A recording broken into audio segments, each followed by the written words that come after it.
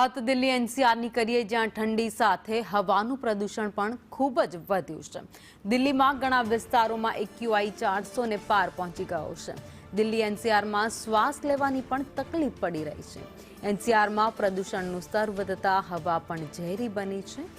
તો પંજાબ વિભાગમાં 416 એક્યુઆઈ નોંધાયો છે. રોહિણીમાં 412, જહાંગીરપુરીમાં 413 એક્યુઆઈ નોંધાયો છે. જ્યારે વજીરપુરમાં 410, મુંડકામાં 410, નહેરુનગરમાં 408 એક્યુઆઈ નોંધાયું છે. વિવેક વિહારમાં 408, તો આઈટીઓ વિસ્તારમાં 404 એક્યુઆઈ નોંધાયું છે. બાવાનામાં 404 અને પટપરગંજમાં 401 એક્યુઆઈ નોંધાયો છે.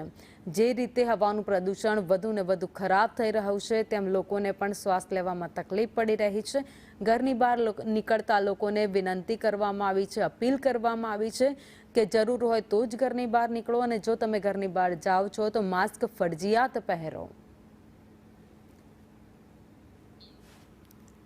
તો આ દ્રશ્યો તમે જોઈ રહ્યા છો. એક તરફ દિલ્હી એનસીઆરમાં કડકડતી ઠંડીની શરૂઆત, અને બીજી બાજુ પ્રદૂષણ, જે દિલ્હીવાસીઓ માટે અત્યારે મુશ્કેલી સમાન સાબિત થઈ રહ્યું છે.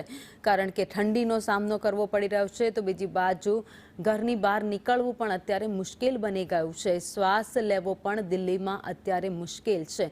જે રીતે વાહનો ત્યાં ચાલી રહ્યા છે, ત્યાં પણ હવે વાહનો ઉપર પણ અમુક નિયમો લાગુ કરવામાં આવે તે અત્યારે જરૂરી દેખાઈ રહ્યું છે. ઓડ ઇવનના નિયમો ફરી એકવાર લાગુ થઈ શકે છે, કારણ કે જે રીતે એક્યુઆઈ વધી રહ્યું છે, પ્રદૂષણ વધતું જઈ રહ્યું છે, તેને ધ્યાને લઈ હવે સરકાર કોઈ નવો નિયમ લાવે તો નવાય નહીં. આ દ્રશ્યો છે ધુમ્મસ નહીં, પરંતુ ખરાબ વાતાવરણ, ખરાબ પ્રદૂષણના આ દ્રશ્યો જે અત્યારે ટીવી સ્ક્રીન પર આપ જોઈ રહ્યા છો, જ્યાં દિલ્હી એનસીઆરમાં દિવસે ને દિવસે પ્રદૂષણ વધતું જઈ રહ્યું છે.